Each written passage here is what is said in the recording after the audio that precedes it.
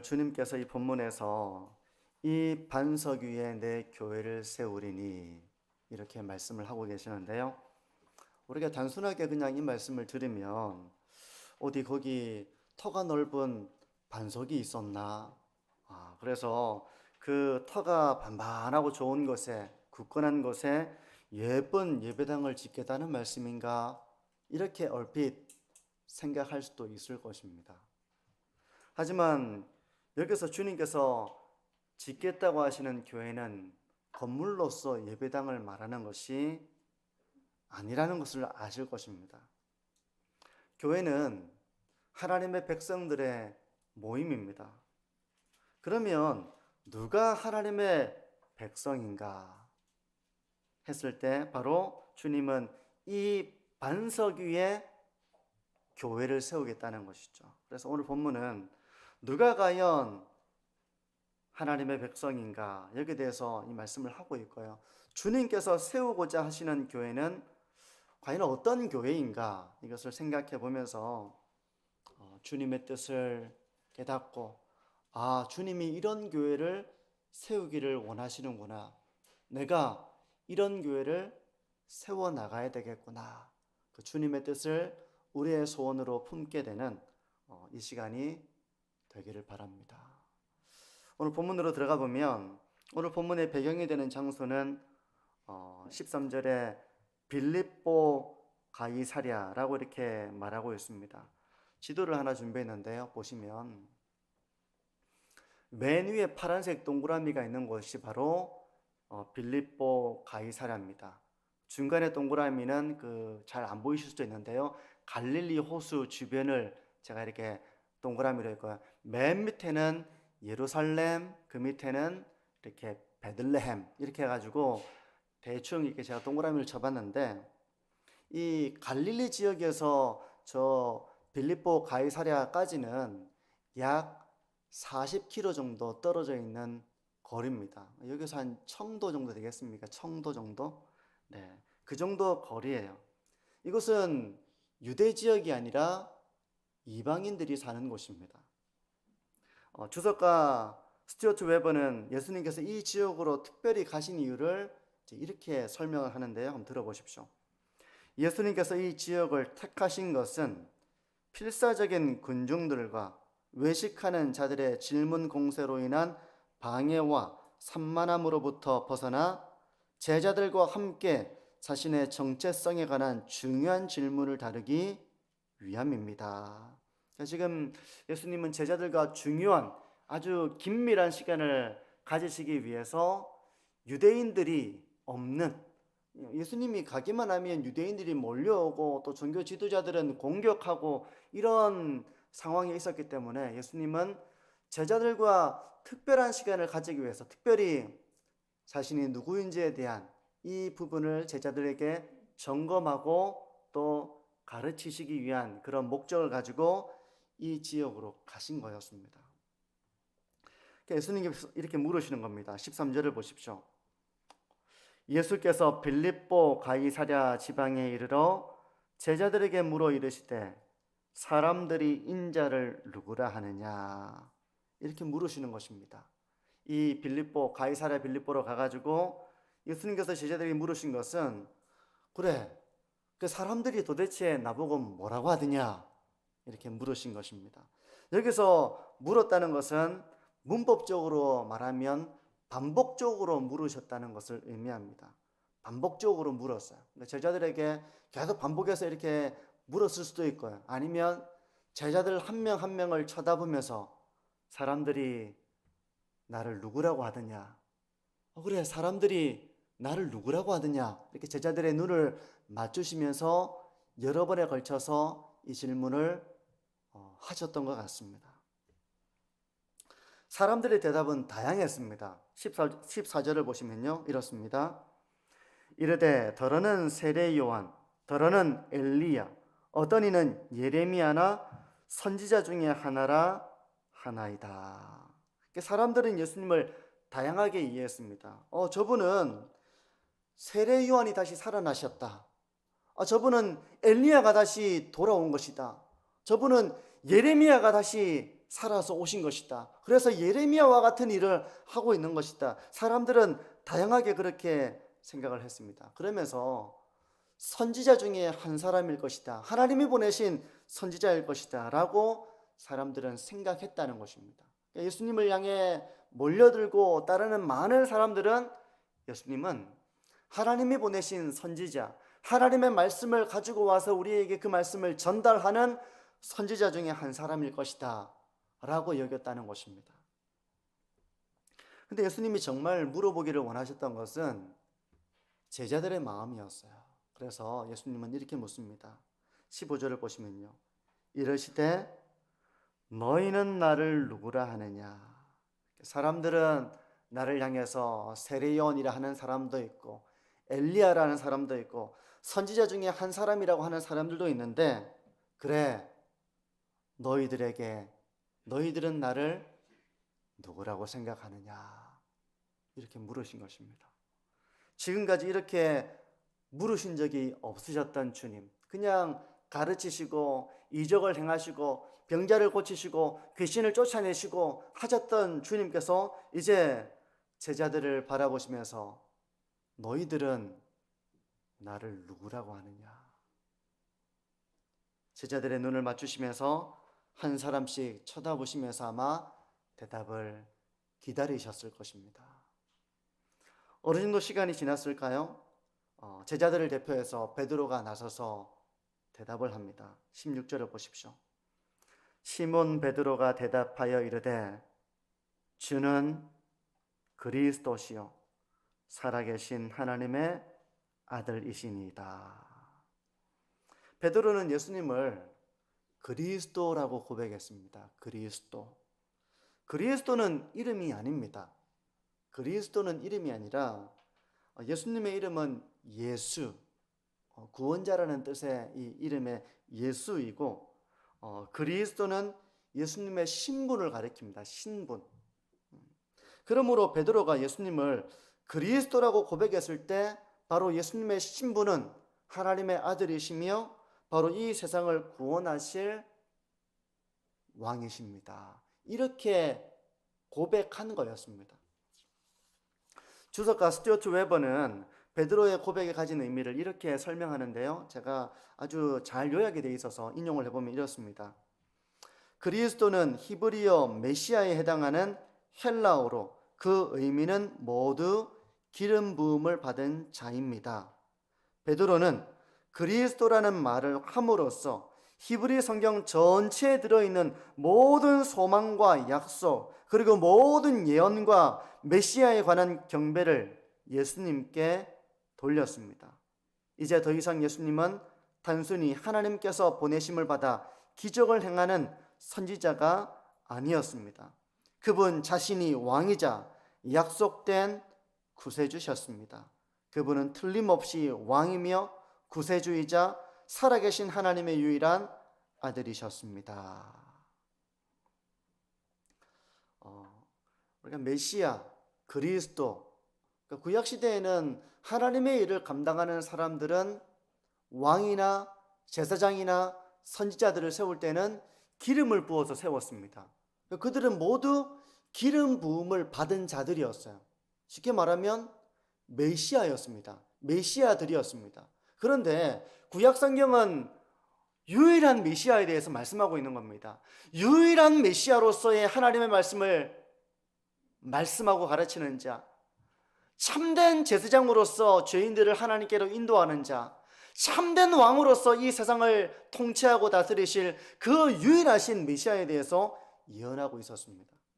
그런데 이 예수님을 향해서 바로 주님은 그리스도이십니다 라고 베드로가 고백한 거였어요. 구약 성경이 예언하고 있는 그 모든 경배와 찬양을 예수님께 돌리면서 구세주라고 고백한 것입니다. 구세주라는 것은 세상을 구원하는 주인, 왕, 이런 의미죠. 그러므로 베드로는 예수님을 율법을 가르치시는 율법 교사나 또 선지자 정도로 이해한 것이 아니라 예수님은 하나님의 아들이시고 성경이 예언하고 있는 바로 그 유일하신 메시아, 바로 그 구원자 그리스도라고 고백하는 거였습니다. 정말 그렇습니까? 우리 모두의 경배와 찬양을 받으시기에 합당하신 하나님이라고 고백을 하고 있는 건데요. 정말 성경은 오실 메시아가, 그 유일한 메시아가 하나님이라고 말씀을 하고 있습니까? 그래서 제가 성탄절에 되면 종종 인용하는 이사야 9장 6절을 다시 한 번 더 이렇게 좀 읽어보려고 하는데요. 한번 들어보십시오. 이는 한 아기가 우리에게 낳고 한 아들을 우리에게 주신 바 되었는데 그의 어깨에는 정사를 메었고 그의 이름은 기묘자라 모사라 전능하신 하나님이라 영존하시는 아버지라 평강의 왕이라 할 것임이라. 여기서 한 아들을 우리에게 주시는데 그 아이의 어깨에는 정사를 메었다. 이 직역하면 이 아이가 통치를 메고 있다는 것입니다. 통치자라는 의미예요, 이 아이는. 근데 그 아이는 단순한 통치자가 아니라는 것입니다.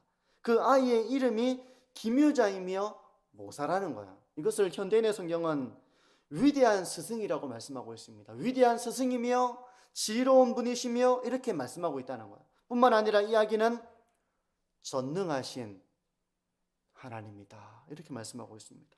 또한 영원히 존재하시는 아버지이시다. 베드로는 예수님이 바로 이 메시아라고 고백한 거였습니다. 예수님은 이런 베드로의 신앙 고백을 들으시고 복이 있다고 말씀하셨습니다. 바요나 시몬아, 내가 복이 있도다. 그리고 이 베드로가 이런 신앙을 가지게 된 것은 바로 하나님이 그 믿음을 너에게 선물로 주셨기 때문이다. 이렇게 예수님은 말씀하세요. 17절을 보십시오. 예수께서 대답하여 이르시되 바요나 시몬아, 내가 복이 있도다. 이를 내게 알게 한 이는 혈육이 아니요 하늘에 계신 내 아버지시니라. 베드로에게 이 진리를 알게 한 것은 사람들이 아니었습니다. 사람들이 이것을 말해서 사람의 말 때문에 그가 이것을 믿게 된 것이 아니라 이 예수님의 누구신지에 대한 진리는 바로 아버지께서, 하늘에 계신 아버지 하나님께서 이것을 알게 해주셨다는 것입니다. 믿음이라고 하는 것은 하나님이 우리에게 믿도록 이 믿음을 선물로 주실 때 비로소 우리는 예수님에 대한 참된 지식을 가지고 예수님을 향한 믿음을 가지게 되는 것입니다. 그래서 에베소서 2장 8절은 이렇게 말씀합니다. 너희는 그 은혜에 의하여 믿음으로 말미암아 구원을 받았으니 이것은 너희에게서 난 것이 아니요 하나님의 선물이라. 예수님의 누구신지를 깨닫고 그분을 믿게 되는 것은 우리에게서 나는 것이 아니라고 말씀하고 있습니다. 우리가 노력하고 알고 싶다고 해서 깨달을 수 있는 것이 아니라 하나님이 이 믿음을 선물로 주실 때 비로소 우리는 예수님에 대해서 밝히 알게 되고 깨닫게 되고 그리하여 믿음을 가지게 된다는 것입니다. 그래서 예수님은 베드로가 바른 신앙의 고백을 했을 때 이를 알게 한 것은 바로 하늘에 계신 내 아버지께서 너에게 그것을 알게 하신 것이다. 이렇게 주님은 말씀하신 것입니다.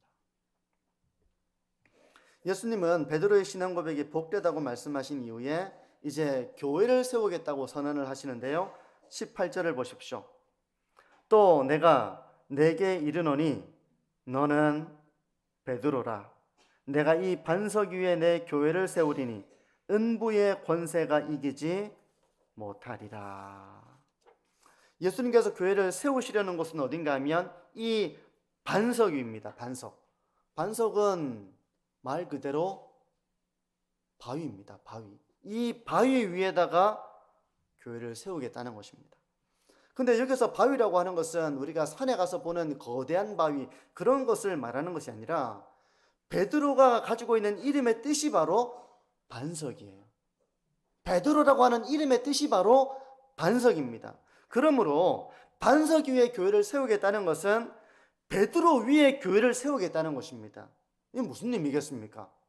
베드로 위에 교회를 세우겠다는 것은 바로 베드로의 신앙 고백과 같이 이 신앙 고백 위에 교회를 세우겠다는 것입니다.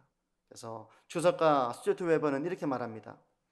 예수님께서 자신의 교회를 세우시는 것은 바로 이러한 여러 제자들 위이며 베드로의 고백에 대한 그들의 깨달음 위입니다.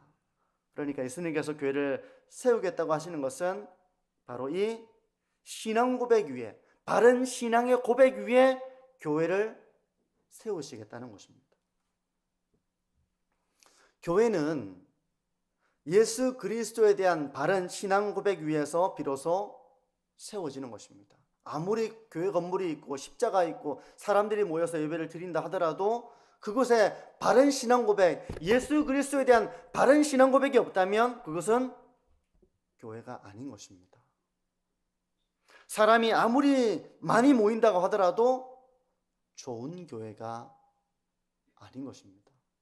이단들도 십자가 세워놓고 예배당 모여가지고 찬송 부르고 막 이 성경 말씀을 듣고 이렇게 하잖아요. 교회가 아닌 것입니다. 그리스도에 대한 바른 신앙 고백이 없으면 그것은 교회가 아닌 것입니다. 그러므로 교회는 무엇보다 바른 신앙 고백 위에 세워지는 것입니다. 예수 그리스도에 대한 바른 믿음 위에 교회는 세워지는 것입니다.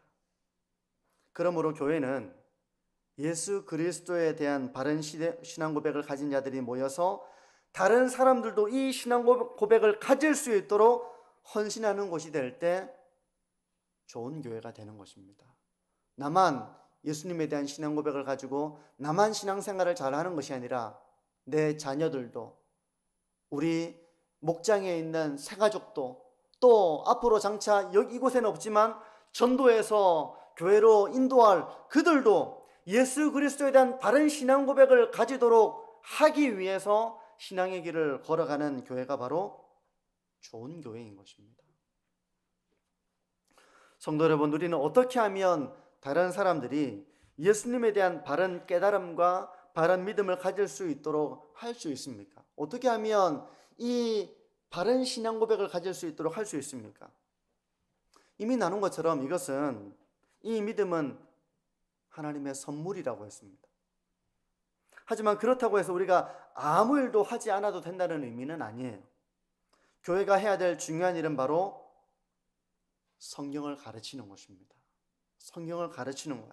디모데후서 3장 15절에서 17절은 이렇게 말씀하고 있는데요.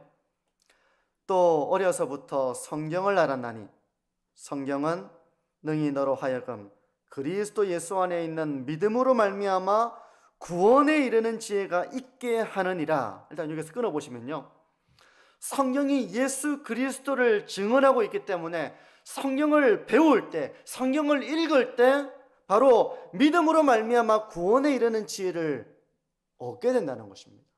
그러니까 교회가 성경을 가르치는 이 일을 감당해야 하는 것이죠. 이어서 보시면요, 모든 성경은 하나님의 감동으로 된 것으로 교훈과 책망과 바르게 함과 의로 교육하기에 유익하니 이는 하나님의 사람으로 온전하게 하며 모든 선한 일을 행할 능력을 갖추게 하려 함이라. 성경은 예수 그리스도 안에 있는 그 믿음으로 말미암아 구원에 이르는 지혜를 얻도록 한다는 것입니다. 성령께서는 이 성경을 통해서 우리가 믿음을 가지도록 역사하십니다. 성경을 가르치는 것이 너무너무 중요한 것입니다. 어느 순간 성령께서는 믿음을 가지도록 일을 하십니다. 우리는 그때가 언제인지는 몰라요. 당장에는 이것이 당장의 열매가 보이지 않기 때문에 뭐 성경 공부해봤자 사람이 안 변하더라, 당장에 이것이 나타나지 않을 때는 여기에 대한 회의를 가질 수 있습니다. 당장에는 성경을 가르치는 것보다 뭔가 재미있는 이벤트를 하는 것이 훨씬 더 눈에 현격한 변화를 가져오는 것처럼 생각될지도 모릅니다. 그래서 볼링도 치러 가고 운동회도 하고 친목회도 하고 이렇게 하면서 재미있는 활동을 하는 것이 교회를 세워나가는 일이 된다고 우리가 여길 수 있습니다. 하지만 그런 것들은 구원에 이르는 지혜를 얻게 하지 못하는 것이죠. 결국 그런 관계를 통해서 교회가 나가야 하는 길은 성경을 가르치는 것입니다. 하나님의 말씀을 나누는 것입니다. 주님의 교회는 바로 이 예수 그리스도에 대한 바른 신앙 고백을 통해서 세워지기 때문에 그렇습니다. 성도 여러분, 하나님의 말씀은 살아서 역사한다는 사실을 믿고 신뢰하는 저와 우리 모든 성도님들이 되기를 바랍니다. 하나님의 말씀으로도 충분하다는 것을 우리가 신뢰할 수 있기를 바랍니다. 말씀을 가르칠 때 사람을 변화시키는 하나님의 능력이 나타난다는 사실을 믿고 의지하며 주님의 말씀을 붙들고 가르치고 나누는 우리 교회가 되어지기를 바랍니다. 주님이 교회를 세우시기를 원하는 것은 바로 이 베드로의 바른 신앙 고백, 예수 그리스도에 대한 바른 신앙 고백 위에 주님은 교회를 세우시겠다는 것입니다. 주님은 이렇게 바른 신앙 고백 위에 교회를 세우시는데 이 교회를 향해서 내 교회를 세우리니 그렇게 말씀하고 있습니다. 바로 내 교회를 세우겠다 그렇게 말씀하십니다. 주님이 세우시려는 교회는 바로 주님의 교회입니다. 주님의 교회. 근데 주님의 교회는 바른 신앙 고백으로 그냥 입술로만 고백하는 것으로 끝나는 것이 아니라 주님이 세우시려는 교회는 바로 주님을 향한 바른 신앙 고백을 가지고 있을 뿐만 아니라 주님의 말씀을 따라서 순종하는 교회를 주님은 세우시기를 원하신다는 것입니다. 예수님에 대한 바른 신앙 고백은 예수님을 따르는 삶으로 나타나는 줄 믿습니다. 그렇기 때문에 예수님을 주님이라고 고백하고 예수님이 나를 죄 가운데서 구원하신 분이라고 고백한다면 그 사람은 반드시 예수님의 명령을 따르는 삶을 살아간다는 것입니다. 생명이 있으면 싹이 트고 줄기가 올라오고 열매를 맺는 것처럼 참된 신앙 고백은 참된 행함의 열매를 드러낸다는 것입니다. 요한일서 2장 3절과 4절은 이렇게 말씀하는데요.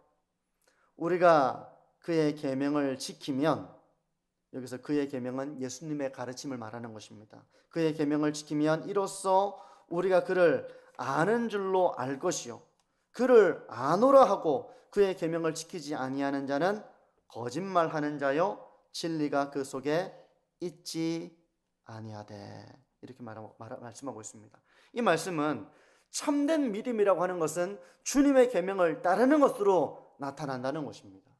그래서 존 메가더 목사님은 이 구절을 이렇게 설명을 합니다. 들어보십시오. 참된 믿음의 사람이라면 그리스도를 사랑하게 됩니다. 따라서 믿는 자라면 그분에게 순종하기를 원합니다. 원한다는 거예요. 그런 점에서 행위는 믿음을 알아보는 중요한 시험입니다. 우리는 순종을 통해 한 사람의 믿음이 참된 것인지를 알 수 있습니다. 순종이 믿음의 증거가 되기 때문입니다. 따라서 그리스도에게 순종하려고 하지 않는 자는 참된 믿음을 입증하지 못하는 것입니다. 그러므로 주님의 교회는 주님께 순종하는 이 성도들을 통해서 세워지는 것입니다. 우리의 고집이나 우리의 소견을 주장하지 않고 주님의 말씀이라면 주님의 뜻이라고 깨달아진다면 자기의 생각을 버리고 주님의 말씀대로 행하겠습니다. 이것이 바로 참된 믿음의 삶이라는 거예요. 내 감정은 용서하기를 원하지 않지만 주님이 명령하시기 때문에 기도하고 결국은 이 용서의 길을 향해서 나가는 것입니다. 왜 그렇게 하는가 하면 그가 그렇게 하는 것이 주님을 따르는 참된 신앙의 길이라는 것을 알기 때문에 그렇게 하기를 원한다는 것입니다. 믿음은 지식이나 생각을 동의하는 수준이 아니라 그리스도께 복종하는 삶으로 나타나는 줄 믿습니다. 믿음이라고 하는 것은 그리스도께 복종하는 것입니다. 그게 바로 참되게 예수님을 믿는 삶이에요. 성도 여러분, 우리가 이런 교회를 세워나가기를 원합니다. 그러므로 우리가 순종하지 않으면서 누군가 순종하는 교회가 되기를 바랄 수는 없습니다. 내가 순종하지 않으면서 우리 교회가 좋은 교회가 되기를 바랄 수가 없는 것입니다. 목사인 제가 순종하지 않으면서 우리 성도들이 주님께 순종하는 교회가 되었으면 좋겠다. 아빠인 제가 순종하지 않으면서 우리 가정이 순종하는 가정이 되었으면 좋겠다. 어떻게 그게 가능하겠습니까? 중직자가 먼저 순종하는 삶을 살지 않는다면 교회가 어떻게 순종하는 그런 교회로 세워져 갈 수 있겠습니까? 우리가 먼저 순종의 길을 걸어가므로 교회가 주님의 명령을 따르고 하나님의 진리를 따르고 말씀의 질서를 따라서 세워져 나가기를 우리가 기대하는 자답게 순종의 길을 걸어가야 한다는 것입니다. 성도 여러분, 주님께서 세우시려는 교회는 바로 바른 신앙 고백이 있는 교회지만 바른 신앙 고백은 바로 바른 신앙의 순종으로 이어지는 것입니다. 이를 위해서 우리가 먼저 주님의 명령에 순종하고 바른 길을 걸어가기 위해 힘쓰는 삶이 되어야 할 줄 믿습니다. 사랑하라는 말씀, 우리가 사랑이 부족하다는 것을 저는 많이 느끼거든요. 아, 내가 사랑이 참 부족하구나. 그러면 주님, 더 사랑이 많은 자가 되겠습니다. 이게 우리 기도 제목 아닙니까? 우리 기도 제목이잖아요. 내 몸처럼 이웃을 사랑하라. 용서하라. 형제가 잘못을 고백하면 용서하라. 때로는 용서하기 싫어하는 마음이 저에게 있다는 것을 제가 볼 때가 있습니다. 그러면 나를 부인하고 하나님, 막 그 사람을 축복하고 용서하고 미움이 나를 주관하지 못하도록 이렇게 기도하는 이유가 무엇입니까? 주님이 기뻐하시는 교회를 세워나가려는, 주님을 온전하게 따르고 주님께 복종하려는 그 믿음 때문에 나를 부인하는 것입니다. 나의 원함을 내려놓고 주님이 원하시는 것을 내가 품는 것입니다. 그것을 나의 소원으로 품는 것입니다. 때때로 보면 제가 제 안에 긍휼이 많이 부족하다는 것을 깨달을 때 있습니다. 내가 참 불쌍히 여기지 못하는구나, 긍휼히 여기지 못하는구나. 그러면 제가 하나님, 제가 긍휼이 많은 사람이 되어서 제가 자원해서 주님의 뜻을 따르고 연약한 자들을 세워줄 수 있는 자가 되기를 원합니다. 이 기도를 드리는 것은 바로 주님을 참되게 믿고 따르고자 하는 이 신앙 때문에 그런 기도를 드리는 것입니다. 또 그런 길을 걸어가기 위해서 나의 감정을 부인하는 것입니다. 때때로 제가 감정을 함부로 표출할 때가 있습니다. 그러면 꼭 뒤돌아서서 후회를 해요. 하나님, 제가 좀 더 온유한 자가 되어야 되는데 제가 주님을 경외하지 못했습니다. 제가 제 혈기를 제 마음대로 부렸습니다. 이렇게 생각이 되면 주님께 회개하고 기도합니다. 왜 그렇습니까? 주님은 그리스도이시고 하나님의 아들이시고 나의 경배를 받으시기에 합당하시고 때문에 주님께 복종하고자 하는 그 신앙 때문에 바로 그렇게 하는 것입니다. 우리는 이런 신앙의 길을 완벽하게 성화의 완성을 이루지는 못할 것입니다. 하지만 적어도 우리의 잘못이 깨달아진다면, 성령께서는 우리의 허물과 잘못을 깨닫게 하시잖아. 깨달으신다면 회개하고 돌이키고 나를 부인하고 주님의 소원을 나의 소원으로 품고 한 걸음씩 나아가는 것이 바로 참된 신앙의 길인 줄 믿습니다. 그래서 예수님을 믿으면 믿을수록, 예수님을 향한 믿음이 커지면 커질수록 예수님을 따라가게 되는 것입니다. 주님의 말씀을 순종하게 되는 것입니다. 그러면서 주님을 닮아가는 것입니다.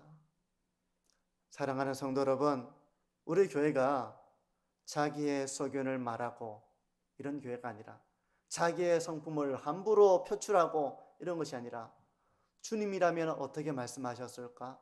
주님이라면 어떻게 행동하셨을까?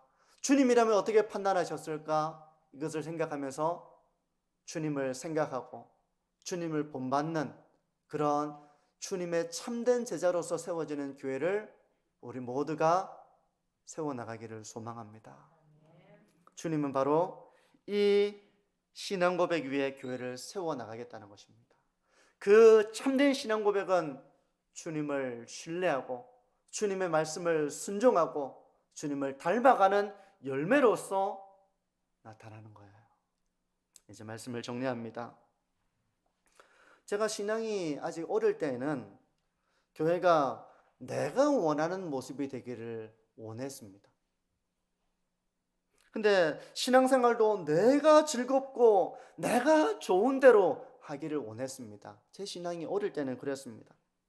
근데 신앙의 연수가 더해지고 말씀을 깨달아가고 은혜를 체험하고 신앙이 자라면 자랄수록 내가 보는 교회가 아니라 주님이 보시는 교회, 내가 좋은 교회가 아니라 주님이 기뻐하시는 교회, 이런 교회를 세워나가고 싶은 열망이 커져간다는 것을 느낍니다. 내가 편한 것보다는 주님이 기뻐하시는 교회를 세워나가고 싶은 열망이 커져갑니다.